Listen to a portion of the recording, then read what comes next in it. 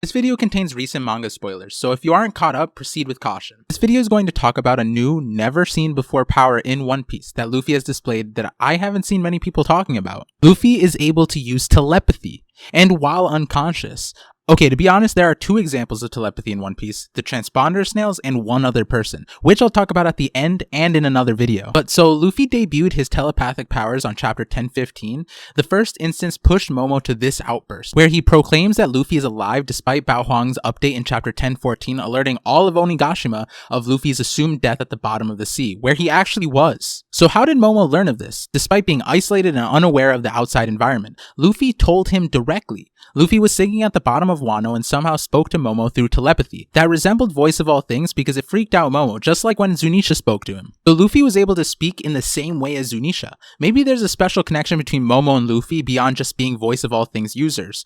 They both mirror Roger and Odin in how they reacted to Zunisha. But right now, it doesn't seem like that because later in 1015, Luffy then used his telepathy to contact Law's crew who were underwater in their submarine ship, I'm assuming to provide an escape route. Somehow, Luffy underwater, unconscious, reiterating in the water as a devil fruit user was able to communicate to multiple people. This tells me that this power has to be related to Haki. Luffy willed his voice so hard to let everyone know that he was not down for the count and to request help. My current theory is that these two instances are a mixture of Conqueror's Haki and Observation Haki. From the initial conversation Luffy had with Rayleigh, there was a vague string of statements that divulged the proper naming of Haki, known as the colors of the respective Haki classes. Colors is an interesting naming scheme because, as I noted before, colors can be mixed, and then he later on went to say if one practices all three types of Haki, there is an even greater potential possible. In this case, Conquerors is necessary because Conquerors allows you to affect another's spirit, and Observations is necessary to sense other spirits and then communicate to them.